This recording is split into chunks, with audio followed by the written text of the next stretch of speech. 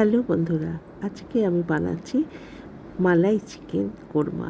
অদ্ভুত টেস্টি গো, যদি করো না বারবার করতে ইচ্ছা করবে। এবার সাদা চিকেন তো অনেকেই খাও না, তাই সাদা চিকেনগুলো চিকেনের মধ্যে থেকে মাংসগুলো বের করে নাও, আলাদা করে ধুয়ে গুছিয়ে রাখো। ওতে একটু রসুন, গোটা রসুন, একটু পেঁয়াজ, একটু লঙ্কা, একটু আদা কুচি আর দিয়া তার সঙ্গে দাও চিলি ফ্লেক্স, একটু জিরা, একটুখানি দেবে নুন, একটু গরম মশলা, তার সঙ্গে অ্যাড করো ফ্রেশ ক্রিম। আমুলের ফ্রেশ ক্রিমটা খুব ভালো, অবশ্যই দাও। দিয়ে মিক্সিতে গ্রাইন্ড করে নাও। দেখো পুরো আলুর মতন হয়ে গেছে। আর ওতে একটু হোয়াইট অয়েল দাও, দিয়ে না গোল গোল স্ট্রাকচারে বানাও। কেউ কেউ লম্বা লম্বাও বানাতে পারো, যার যেটা ইচ্ছা সেইভাবে করো, কিন্তু তেল দিয়ে হাতে পুড়িয়ে নেবে। আর দিয়ে দেখো আমি গোল গোল বানিয়েছি। এবার এবার একটা কড়াতে একটু গরম মশলা মানে এলাচ, লবঙ্গ, দারচিনি নাও, নিয়ে না সাদা তেলেতে একটু পেঁয়াজ, লঙ্কা, রসুন, কাজু বাদাম, আদা সব দিয়ে ভালো করে আধা ভাজা করে নাও। নরম নরম হবে, ভালো লাগবে। আর মিক্সিতে যখন দিচ্ছ তখন একটুখানি দুধ দিয়ে গ্রাইন্ড করবে, তাহলে নরম হবে, পরিষ্কার থাকবে। আর এবার একটা অন্য কড়াতে না একটু হোয়াইট অয়েল নাও, নেবার পরে একটু এবার গোল এগুলো ভাজতে বসিয়ে দাও। দেখো দারুণ লাগছে না? হ্যাঁ গো, এটা লাল লাল করে ভাজা হবে। আমার একটু বেশি হয়েছিল, 2 প্লেট হয়েছিল, আমি 2 প্লেটে আলাদা আলাদা করে ভেজে নিয়েছি।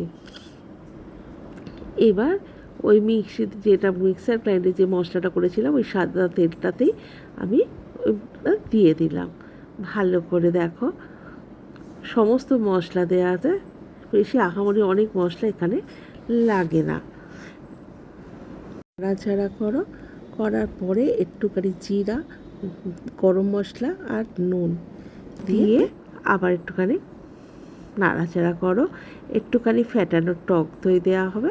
দেখো তারপরে একটুখানি নাড়ার পরে তেল বেরোনোর মতো ভাব আসবে, তখন তুমি একটু দুধ দেবে।